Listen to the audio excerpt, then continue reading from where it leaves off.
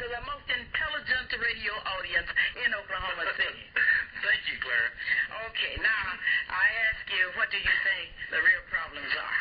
Well, the problems in this district are vast. Now, what I wanted to make very plain in the beginning, Clara, is this is a large district. It encompasses all kind of people. It's not only Edmond, Oklahoma, and northwest Oklahoma. It's not only Fat Cat country, but we come down and we got little old Jones, Oklahoma, that's basically a rural area. You know, we move out of the asphalt jungle and come down the rural area. We include Wildwood Heights and Wildwood Hills and Park Estates and these areas around the medical center. Now, you have a diversity of people here. And you have a tremendous amount of black people. And I think in the last 4 years, these black people have not had an effective voice. In fact, I'm going to go so far as to say I don't believe they've had a voice, period. And so I think it's time needs of the people and help the people. And those needs are vast. If you'd like me to go on, Sure, I would like for you to go on, because I want to see when you're going to get to the educational needs. Good. I'm glad you said that. You come to the point of education. In this state, education naturally is at its weakest. This is one of the weakest states in the entire United States in education. We rank 46th in the nation in what we spend per student to be educated. We're 48th in the nation in what we pay our teachers. But that means that only Mississippi and Arkansas, and incidentally, I hear that Arkansas is changing. That's right. We're looking up at Arkansas now. Okay, now, if that won't embarrass you, I don't know what will. I think it's about time that we flex our muscles, and I don't blame the teachers one bit for being upset and for being vocal. They've got to be that way, and if they're not that way, no one will pay any attention to them. Every time you pick up the newspaper, you're going to see something in there to the effect that, oh, the teachers are asking for a raise, oh, there's more money wanted for education. Well, my goodness, we've got to have more money in this direction, and we misappropriated funds right down the line. We're always spending it on something else when our children are suffering from it, and our teachers are too. Now, you can say that a teacher should be dedicated and should do this and that. Well, that dedication won't buy groceries, and never has the state of Oklahoma ever moved its teachers' pay with inflation. Occasionally we'll give them a nominal raise, and occasionally we'll put some money in education where we're so poor, but we don't move all this with inflation, and consequently our education's in a disastrous state, and it's going to take some interested and concerned senators and representatives in the state of Oklahoma to appropriate funds toward this. Now, I'll tell you, you mentioned earlier the vote of the teachers, the AFT versus the ACT, which one will be the bargaining agent. I don't want to get involved in that, but I want to tell you this, that both sides are after improvement of education. And so for heaven's sakes, if you're a teacher out there listening, cast your ballot. And I can also say that I'm proud of this. I'm proud that I was endorsed by both groups, so that means one thing, that we're on the same team as far as education is concerned, and I'm going to help education if I can. Now, on down... Okay, before you leave education, I heard a lot of talk from other senators concerning education, but according to what I've read and what I've heard last year, the senators voted themselves a $3,000 raise and the teachers an $800 raise. Now, I'm not against the senators getting a raise and the representatives. I think that should be done. I know they work extremely hard during the 4 or 6 months that they are involved, plus in committee meetings.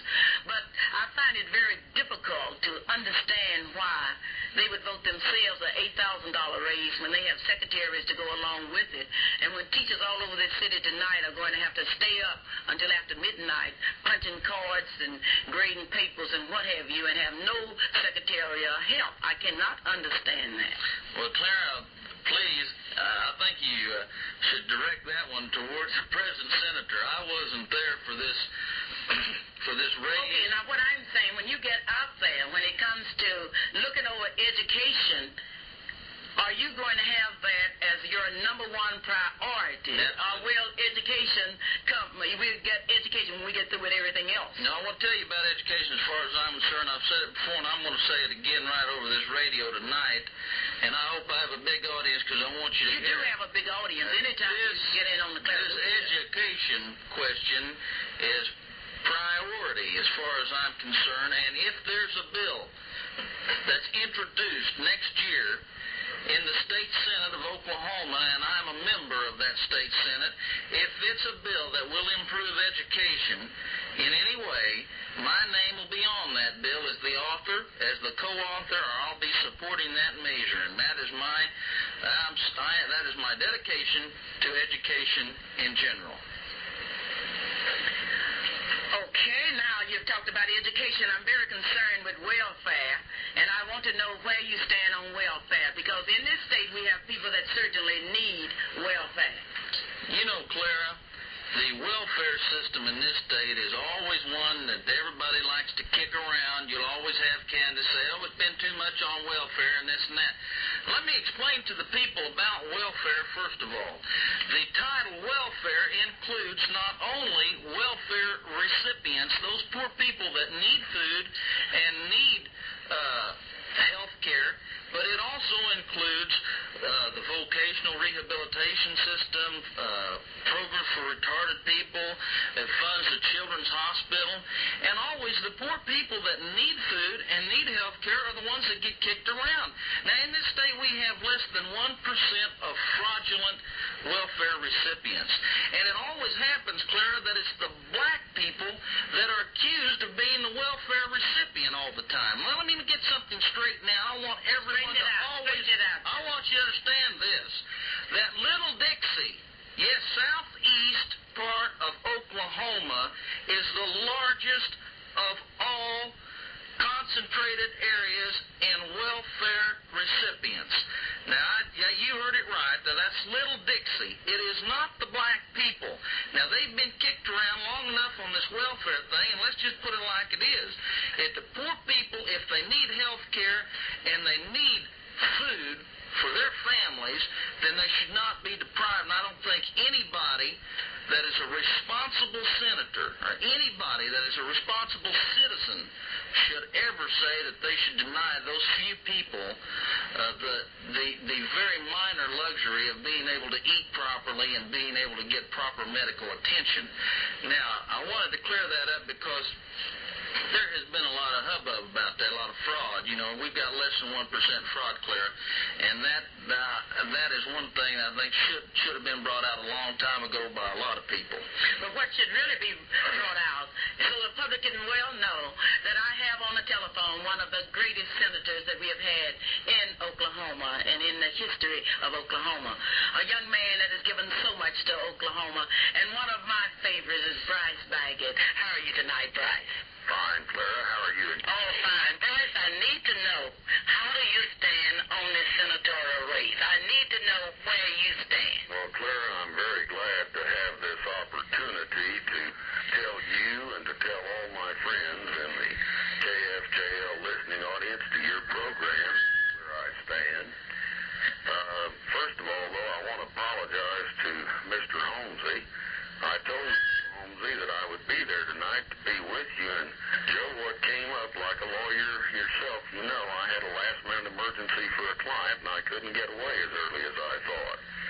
But I did want to speak to you, Clara, and to your audience, to tell all of my friends in the KFJL audience that I am supporting Mr. Joe Holmesy for the Senate post in District number 41.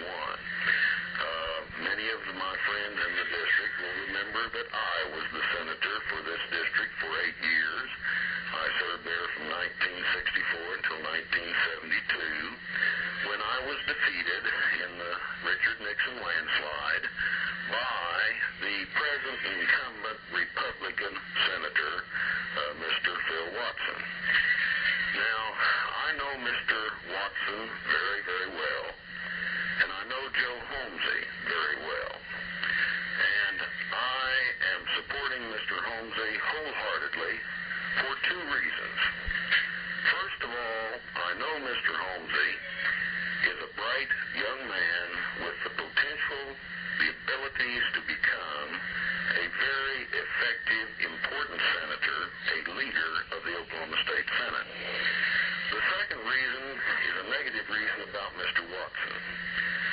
know that Mr. Watson has not a one whit of caring for the people on the east side of Oklahoma City who comprise an important part of District 41 and who are very close to my heart because they always supported me so generously in all of my elections. How do you know that?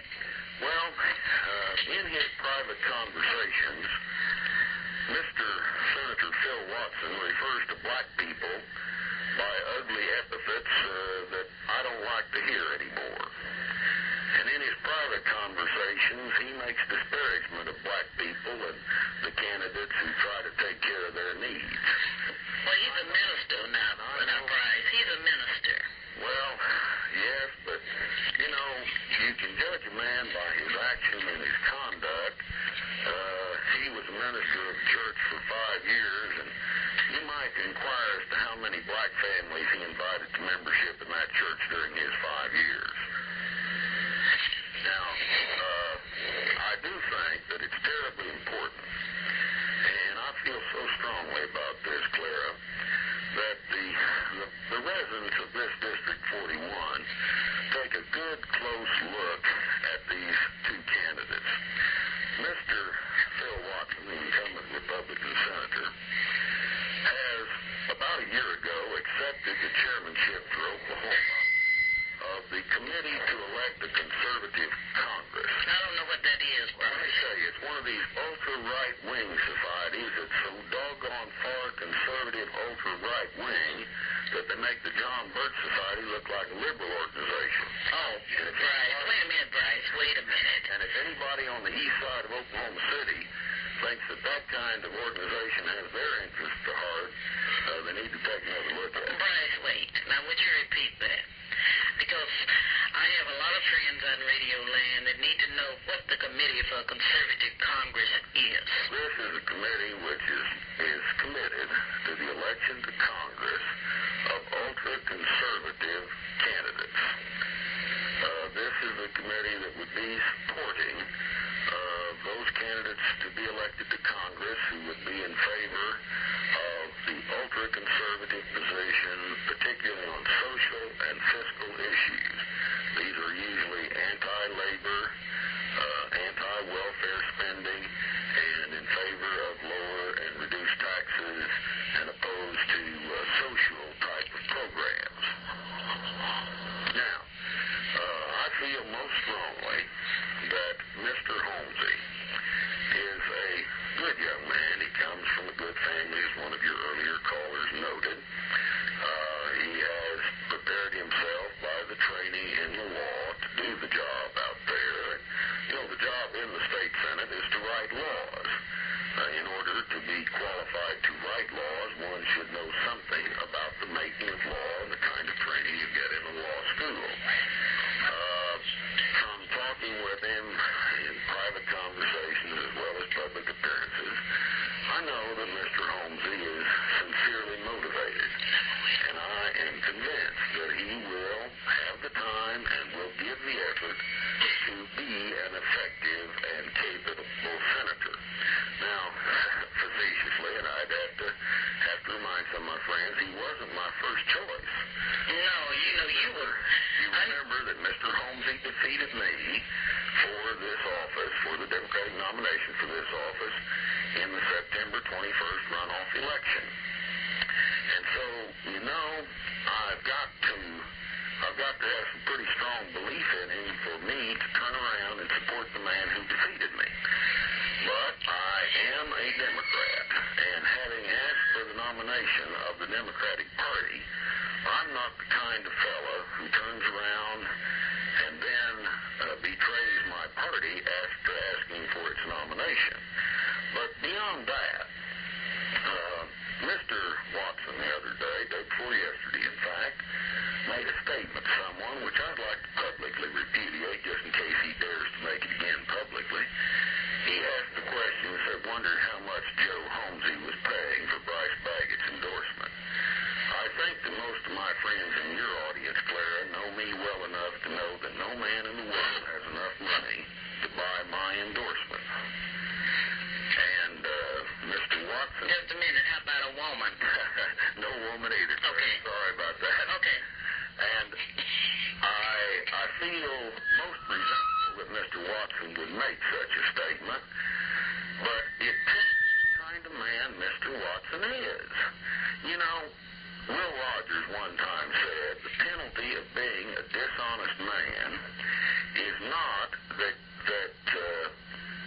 no one will trust you, but that you can't trust anybody else. Now, if Mr. Watson's heart is such that he can't possibly understand why I would support Joe Holmesy instead of him, except for some malevolent, sinister purpose, that tells you more about Mr. Watson than it does Bryce Baggett. What I'm saying, in summation, is that I know both of these men very well. I know both Mr. Holmesy and Mr. Watson far better than any of the voters of this district will probably have an opportunity to know them. I have campaigned against both men. In the course of those campaigns, I have seen them under stress and under pressure, and I know how they performed and reacted. And in my opinion, Mr. Holmesy has acquitted himself to be a gentleman of substantial abilities who will use those abilities, in my opinion, to become a very good senator for the people of this district. And because I care about the people of this district very deeply, because they have been so good to me, these people have, in the past when they allowed me the privilege of serving them, I want to be sure that they're given a good senator in this election. And for that reason, I recommend most strongly that they vote for Joe Holmesy. I have just one more question for you. Is it true that you've been walking and knocking on doors in Joe Holmes's behalf? Yes, I went out to see some of my friends and tell them personally that I'm supporting Mr. Holmesy and to answer the questions that they had. And, well, frankly, I enjoy getting out and being among the people. But we've done a little door-to-door walking. Thanks for calling me, and I do hope to see you soon, Bryce. Good night, Clara, and hope to see you soon. And good luck, Joe. I know Joe want to say bye-bye and thanks. Joe, how do you feel after listening to an endorsement from one of the greatest men, I think, that this state has produced? I want to tell you that Bryce Baggett, excuse me. And don't be sitting up here with tears in your eyes. I'll tell you that Bryce Baggett is a very good friend of mine. And I have always supported Bryce Baggett in the past until this election. And I want you to know that in all sincerity, I cherish his particular endorsement as much as any endorsement I could get. He's a fine gentleman, and I want you to know that he has been your friend for many years, and I was very fortunate to be victorious against him, and I'm very, very fortunate to have his endorsement now. And I would encourage all your people out there in radio land that if Bryce Baggett ever runs again, and hopefully we'll never run against each other again, I encourage you to get out there and support him, because I believe that he's truly your friend. Bryce is going to be our next governor. I want to be the first one to announce. That'd be all right, too. Tonight, we're allowing the people to speak. Let the people speak about politics and politicians. What is it about a good politician? He enjoys sports, and here's our sports reporter, Felix Lee. How are you, Felix? I'm doing all right, Mr. Luper. What's going on in the sports world? Well, the games of Friday night will be Public City versus Northwest Classen, and I picked Public City by 17 points. Southeast on their homecoming will be playing Grant. I'm going to pick Southeast by 10. John Marshall versus Midwest City, which will be a good game, and I'll pick John Marshall by 7. Douglas, who won the Soul Bowl last week, will be playing Capitol Hill, and I'll pick Douglas by 14 points. Millwood versus Bethany, and I'm going to pick Millwood by 10 points. And I'd like to say to everybody out there who's listening tonight, go out and support your favorite team, because they're out there playing for you. And that's it, Ms. Luper. That's it. Well, I'll see you on Saturday at 4:30 on that big Clara Luper show. Yes, ma'am. Thank you for for calling. Thank you. Those of you out in Radio Land, tonight we're going to let you speak about your favorite candidates. Let the people speak. Call us at 478-2100. It was a long time ago, 98 years ago, Mr. Andy Sweet Sr. was born. Mr. Andy Sweet Sr. is well known throughout Oklahoma, and especially in the Spencer area. I talked to his daughter, Rosetta Coleman, who told me that early Sunday morning, Mr. Andy Sweet Sr., 98 years old, just slept away. Services will be held at 1 p.m. Saturday at the Salem Baptist Church in Jones, Oklahoma, with burial in the Lilliot Cemetery. Reverend Johnson, assistant minister of the Salem Baptist Church, will deliver the eulogy. Mr. Sweet was born in Manny, Louisiana, moved to Jones at a very early age. He was well known as a farmer that could grow crops in spite of everything else. He was an active member of the Salem Baptist Church. But on Saturday at 1 p.m., the community will say goodbye to Mr. Andy Sweet Sr. Tonight, we would like to extend our sympathy to Mrs. Beulah Lewis of Choctaw, Oklahoma, Mrs. Rosetta Coleman of Spencer, Mrs. Silas Shaw of Jones, Oklahoma, and to all of his 5 sons, Eugene Sr. of the home, Mr. Horton Sweet, Mr. Leon Sweet and Ross Sweet, all of Spencer, and Andy Jr. of Jones. And for you out in Radio Land, we want you to salute this family. Mr. Andy Sweet, who's 98 years old, has a sister, Mrs. Jenny Joseph, who's 106 years old and who lives in Luther, Oklahoma, and will be attending the funeral of her brother on Saturday at 1 p.m. Dave, who's also a brother who lives in Luther, Oklahoma, is in his late 80s. We would like to salute tonight a great family, the Sweet family, and the name really describes the family. The family is sweet. The family is courageous. The family is very grateful that they have had the opportunity to have a father all of these years. So on behalf of those of us here at KFJL and our many friends on Radio Land, we extend our sincere sympathy to the family. Now, those of you that have forgotten, Saturday is homecoming at Langston. The big parade starts at 10 o'clock, but that big game will take place at 2 p.m. Dr. Tom English has extended a special invitation for all of you to be present at that big game. Now, those of you that are in Oklahoma City, you need some clothes cleaned, don't worry. Take them down to Grace Cleaners, and they'll clean them in 4 hours and have them back ready to go for you in 2 hours.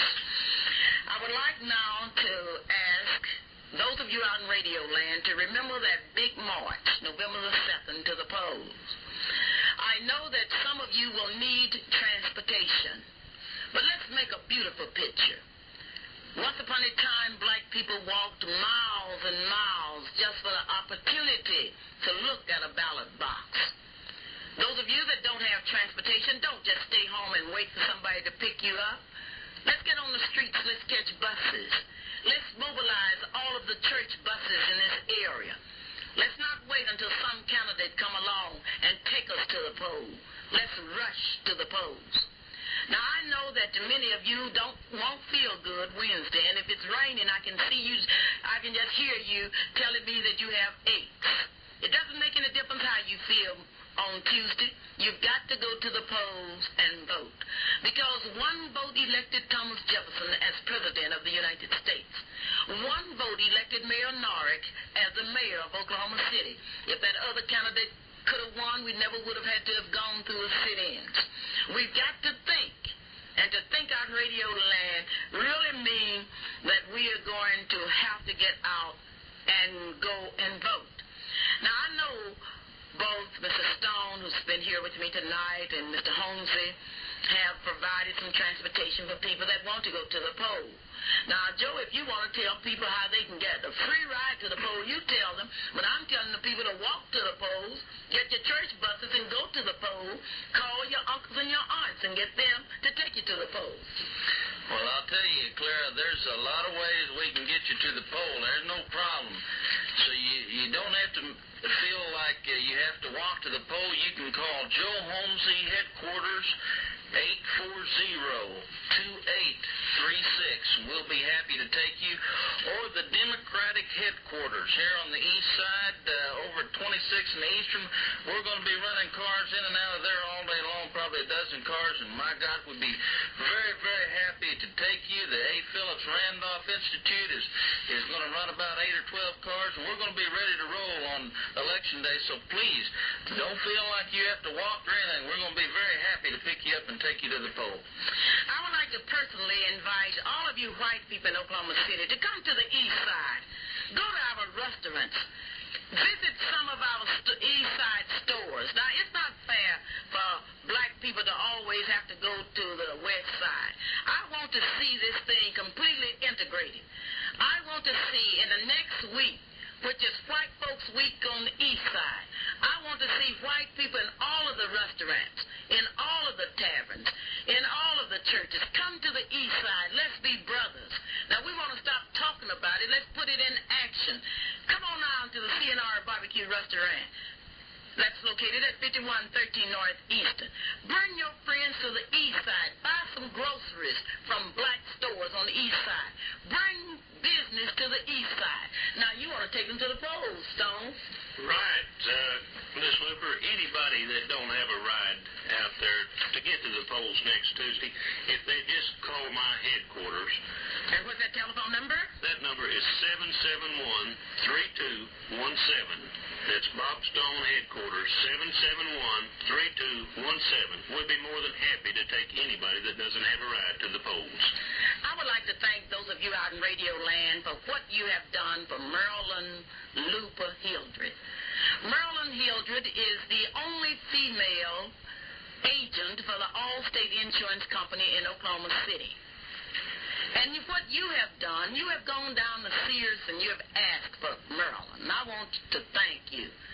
This evening, Marilyn looked at me with tears in her eyes, and she said, Mom, I just didn't know I had so many friends. I said, Marilyn, what kind of friends? She said, Mama, my friends are black, white, Indian, and as you say all the time, polka dot. My friends are really coming down to Sears buying insurance. Now, all of you know that before you can buy your license tags, you will have to have insurance. Now, let's show that we appreciate Marilyn. Most of you out there in Radio Land have known Marilyn.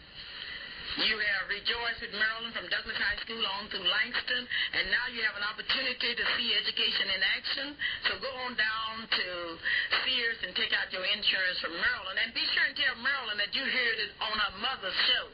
Somebody called me and asked me, said, why is it you always pushing Marilyn? I said, what's wrong with you folks out there?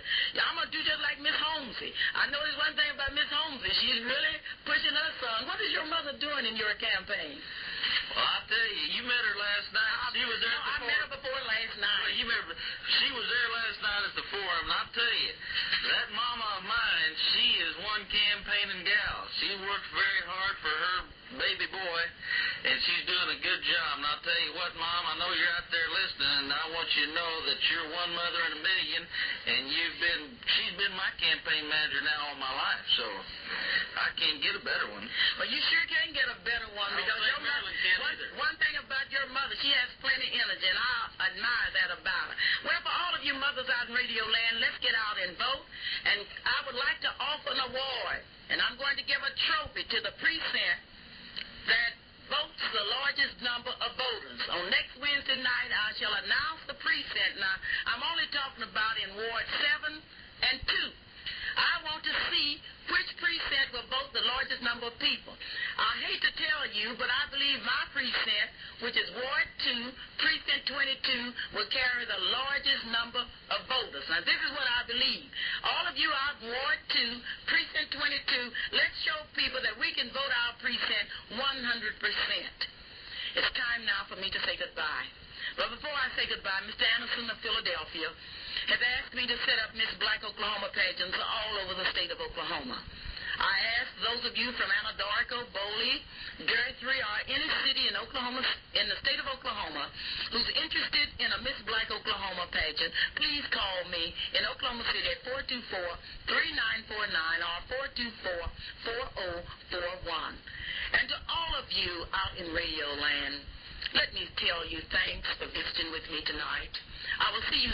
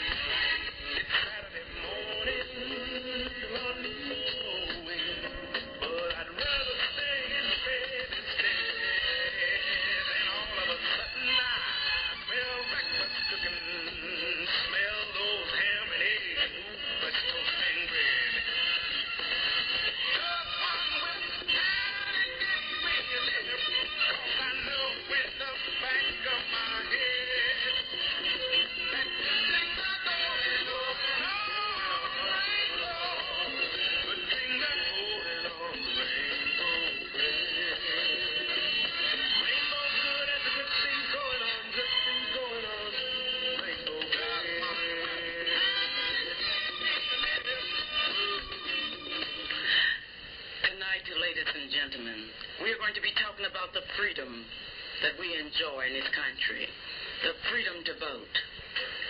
Freedom, a word, a struggle. The freedom that we now enjoy is part of the long stream and struggle of history.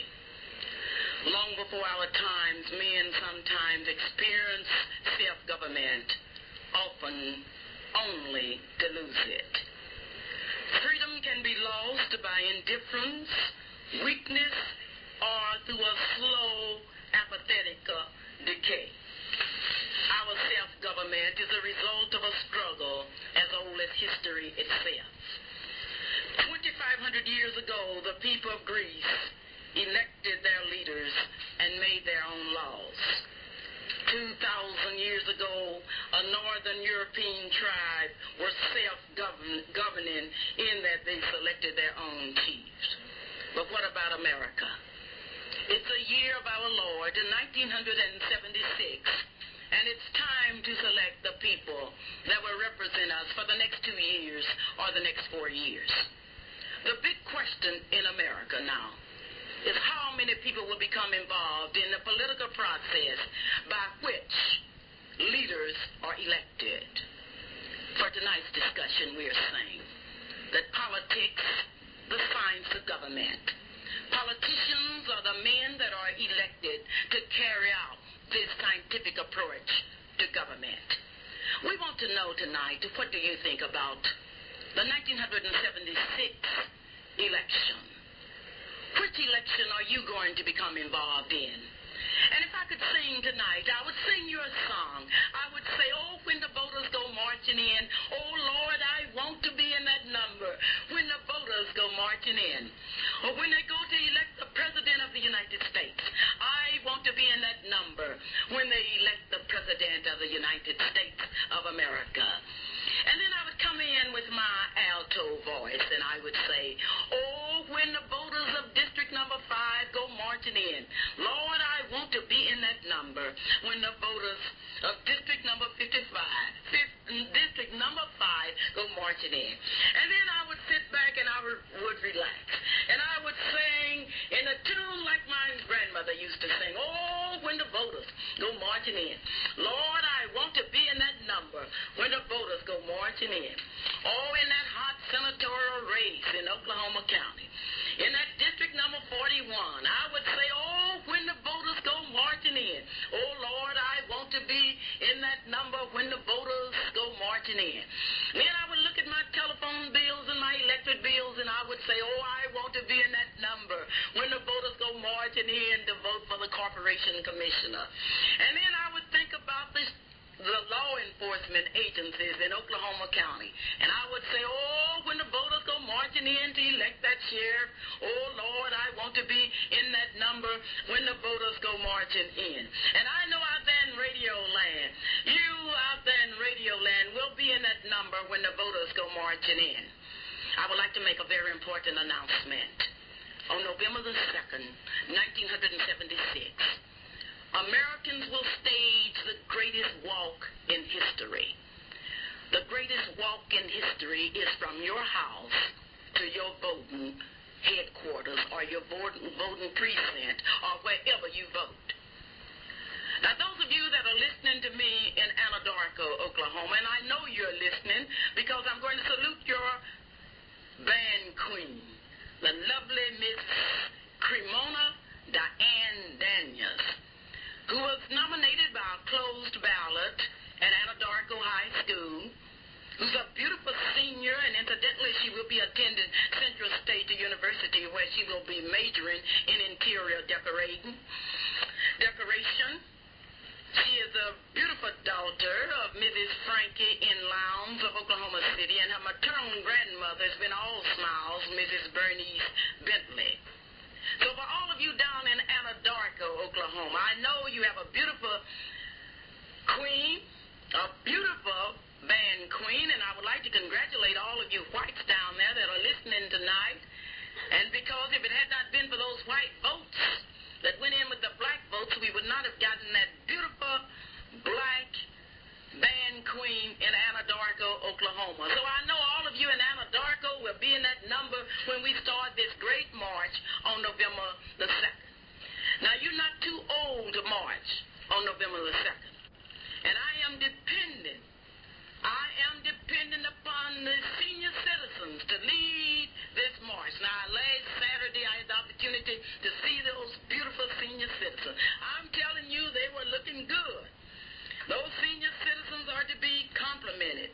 And I would like to compliment Reverend Oberia Dempsey, the Urban League, and the fine staff that was responsible for that affair on last Saturday.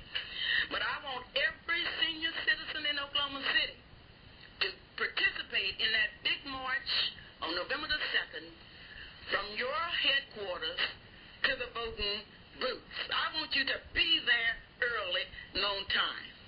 Now, for you young people out there, you 18-year-olds, thousands of you out there that are all registered and ready to go, remember, you will be in that number. And I know all these middle-aged people in Oklahoma will be there because you out in Radio Land, I'm being very serious now. This will be your big opportunity to participate in that march. Frederick Douglass, a black man, a man whose name is very common in Oklahoma's history and in the United States. Douglass High School is named after him. He stated some years ago that the quickest way to freedom was by way of the ballot box. And those of us that have been starving for freedom, we have a chance to get that freedom by going to the ballot box. I would like to congratulate the Urban League for their presentation last night of a talk with the candidates. My asked C.C.L. Williams to come in as a special commentator tonight to share with you his experiences there. Now, those of you in Oklahoma City that's getting ready for that big march to the polls where we will elect the President of the United States, I want you to go by CNR Barbecue Restaurant located at 5113 Northeastern here in Oklahoma City. Not only will you enjoy rainbow bread at its best, but you will enjoy a tasty treat that can't be beat. You will see Charles H. Turner and Richard Spriggs. You will see the beautiful Louise Turner, Beverly Moore, Evelyn Spriggs, and Deborah Jackson. Not only that, you will have an opportunity to come in contact with real pit barbecue, smoked with real country hickory smoke, all seasoned to your appetite. Now, that's the place where we will all agree on CNR Barbecue, 5113 Northeastern. Now, those of you that are in a hurry, call 427-9242 and tell them that you want some barbecue. And incidentally, be sure and tell them you heard it on the Clara Luper special. The Sierra Barbecue, noted for its rainbow bread and also for its delicious barbecue, is open Mondays through Thursdays from 10 a.m. to 10 p.m. On Friday and Saturdays from 10 a.m. to 12 midnight. If it's barbecue beef, ribs, chicken, and links, plate lunches to go. You will like the service. And if you don't like the service, you don't know good service because you will get it. Let's talk about this big march because tonight I'm going to let the people speak about politics and politicians.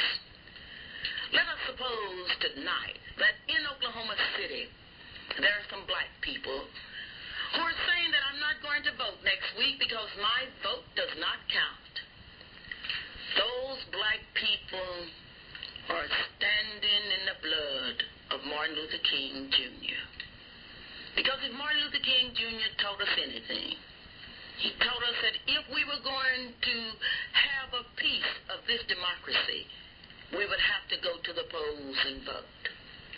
And as we look over the history of black Americans, during the dark days of the poll taxes, the literacy test, during the dark days of the Ku Klux Klan, during the dark days of slavery when they couldn't vote, and then to think that on November the 2nd, they will have an opportunity.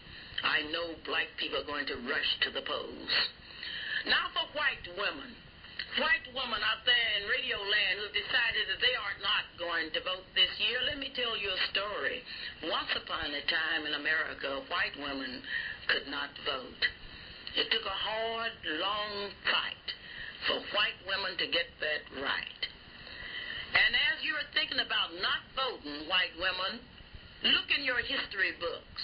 Reread the story of Mrs. Anthony, Mrs. Tubman, and others that fought for your right to vote. And let's get out here and get to the polls and vote. Now, I don't want to get on these white men because some of my best friends are white. But I have no sympathy with a white man in America who will not vote.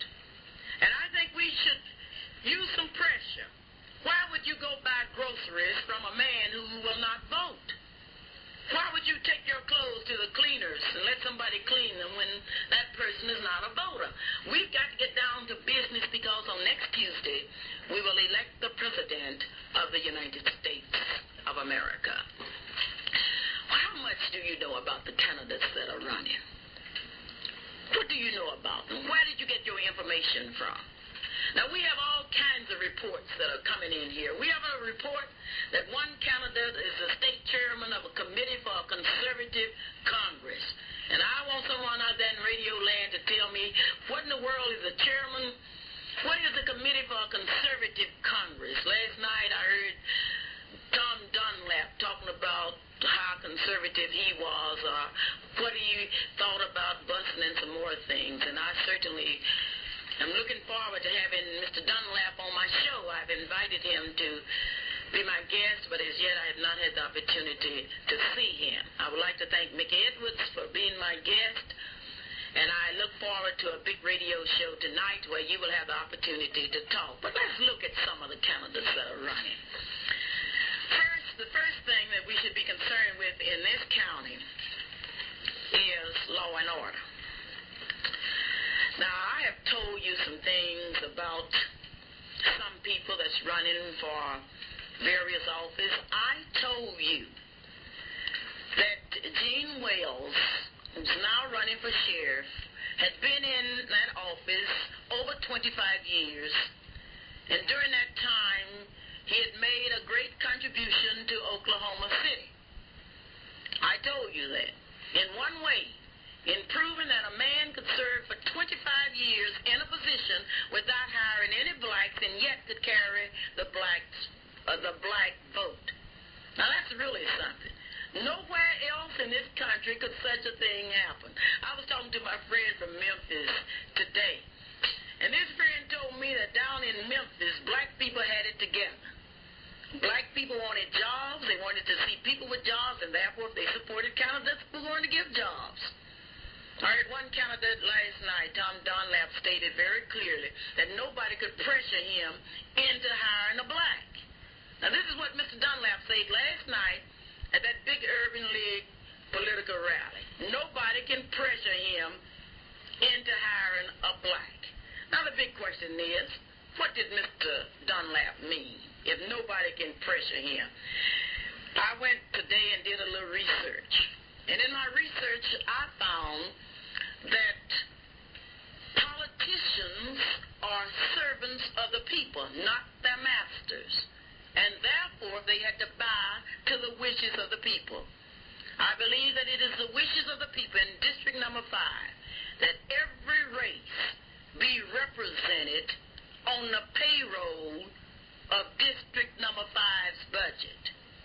Now, when you get too big for the people, you're really spreading out. And that goes not only for Tom Dunlap, but for Mickey Edwards or anybody else that's running.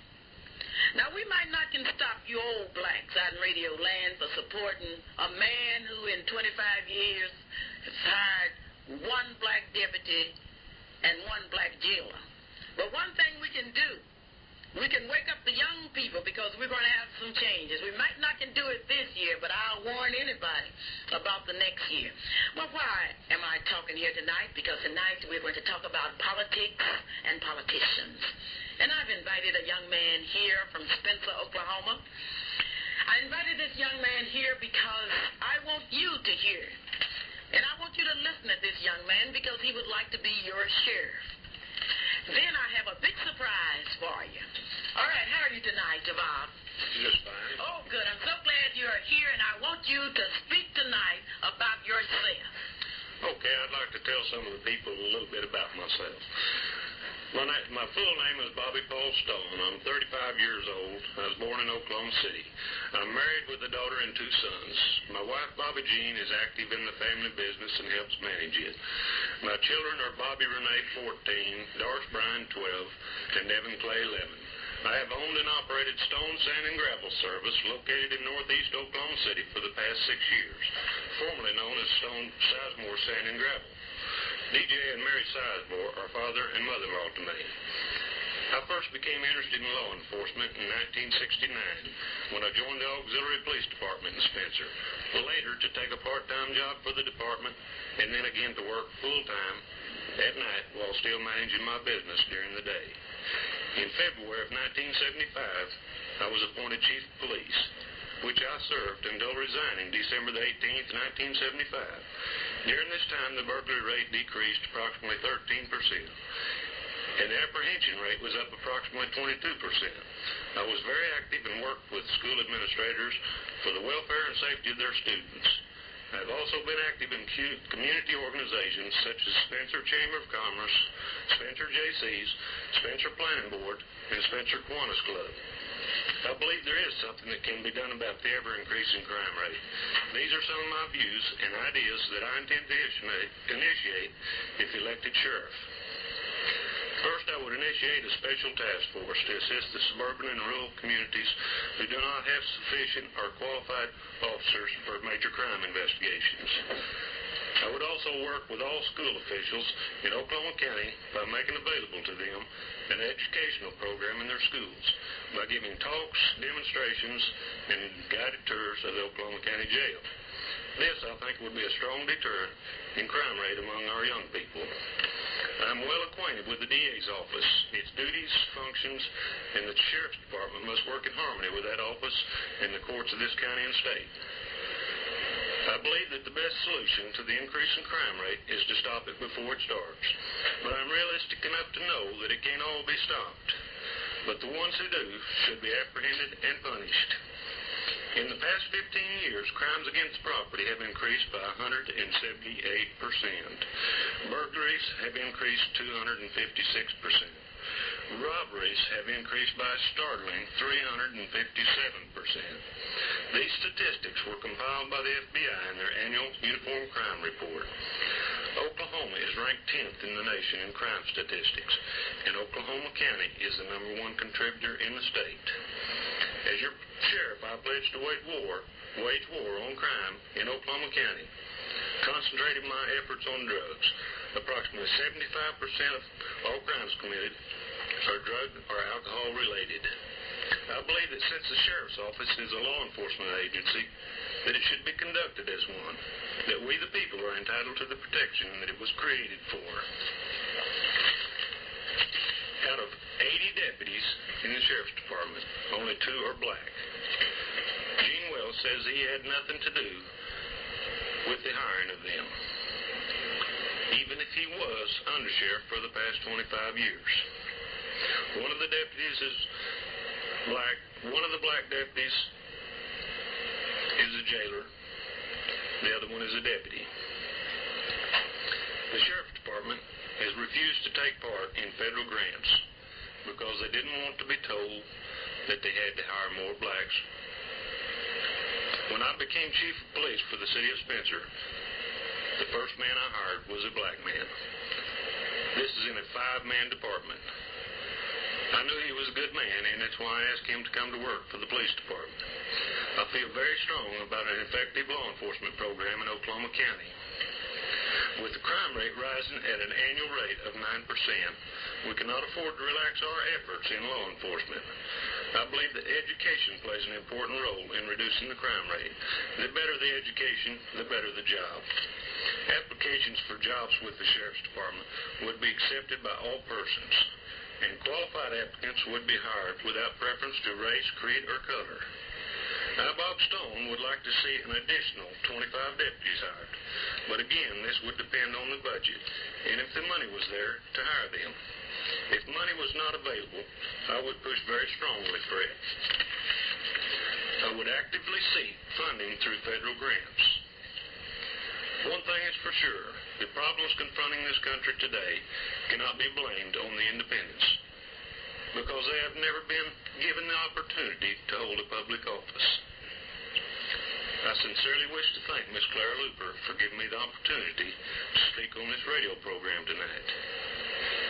And if I, Bob Stone, am elected sheriff, I pledge to be fair, open-minded, and to run an honest and efficient department. As an independent candidate for sheriff, I, Bob Stone, ask for your vote next Tuesday. So, Mr. Stone, you have come here and you've asked the people in Oklahoma County to vote for you for sheriff. Yes. Now, are you saying to the people that if you are elected for sheriff, you will employ blacks at City Hall? Not at City Hall, at that county sheriff's office. Oh, my gracious. Yes, I would. You would hire blacks. How about Indians? Indians, I said, and no preference to race, creed, or color. But, okay, you say no preference to race, creed, or color, but we don't have the Indian representation. We don't have the Mexican representation. We sure don't have the black representation. We have down at the jail, and we have in the county what is known as white power. And I want someone to call me out in Radio Land because I really need some information. I wonder, some of you that have been in the county jail recently, is the county jail still segregated? I want an answer for that. Call me at 478-2100 and let me know if Oklahoma County still has a segregated jail. Now, you are asking the people out there in Radio Land to vote for you. Yes, I am. You think you can do a better job than Mr. Wells? Yes, I do.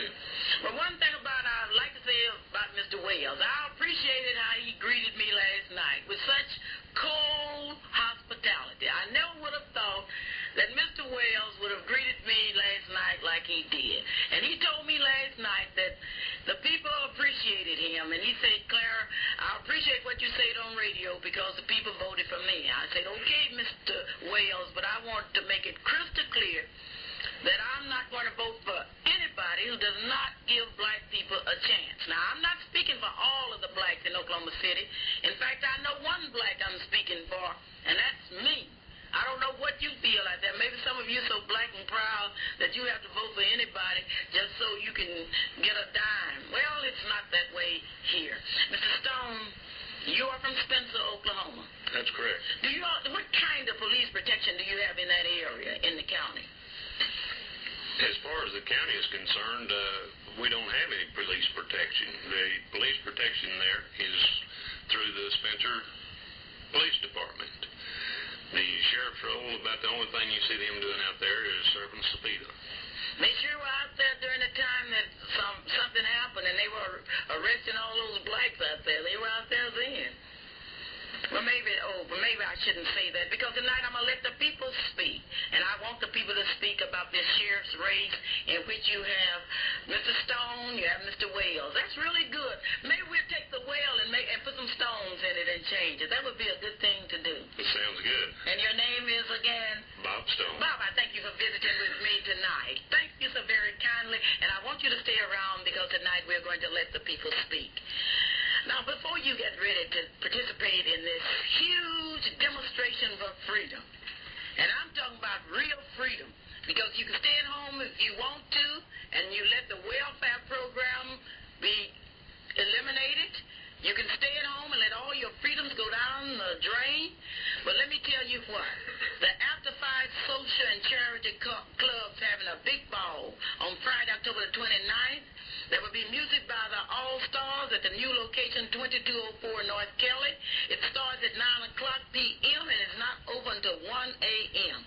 Mr. Bryant says that this is going to be something out of sight. Not only that, Mr. Bryant has told me that all of the members of the After 5 Social and Charity Club will participate in this huge March for Freedom to the polls on November the 2nd, 1976. And incidentally, you may vote from 7 to 7. And speaking of voting, all you teachers, don't forget that we are now in the midst of a big election, and if you have not voted, tomorrow is the last day to vote to decide who will negotiate for the Oklahoma City school teachers. Will it be ACT or AFT? I've got to be in that number. When the Saints go marching in, I want to be in that number. Oh, my Lord, I want to be in that number. I want to be in that number when they start talking about that senatorial race, and especially District number 41, because that's my district. Let's see now. I would like for someone out in Radio Land to call me and tell me who the candidates are in District number 41. My telephone number is 478-2100, and the first one that calls me, I will let the people know just how intelligent you are, because you are super intelligent if you know the candidates in District number 41. In the meantime, I shall talk to one, and I'm not going to call his name, because I want you to call me and tell me the names of the candidates. I'm going to say, how are you, sir? I am very good. How are you, Mrs. Luper? I'm fine. This is my day. This is Wednesday, and this is a big day because you are here. Well, thank you. I want you to know that some of my best friends are senators. Well, I hope that I'm going to be a senator, because I'm already one of your friends. Well, that's really good. I have a black senator by the name of E. Melvin Porter. I sure would like to see my black senator. I'm telling you, I haven't seen my black senator in so long. Maybe I'll get to catch him out to the Capitol. They tell me he has a record out there of absenteeism that's unsurpassed in history. And wherever you are tonight, Senator Porter, I know you're absent, but I sure would like to see my senator. Now, you want to be senator.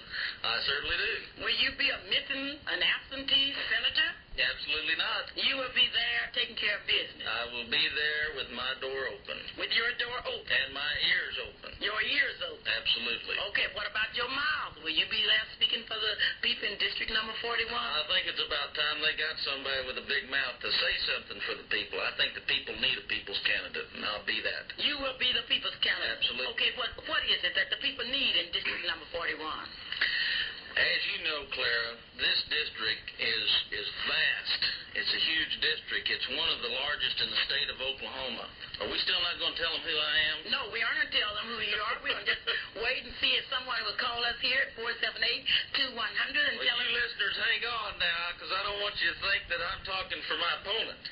Now, we want to see if anyone out in Radio Land knows who the senators are in District number 41. Maybe they don't know. And we can tell something about the first call that comes in. Okay. Joe Holmesy. Joe Holmesy. Could I speak to them? Oh, let me see. Who are the candidates? Joe Holmesy. Mr. Joe Holmesy. Uh-huh. What do you think about Joe Holmesy? Oh, I believe I've just never known a gentleman so fine and so intelligent and so down to earth and the people's man and that wonderful family he's got.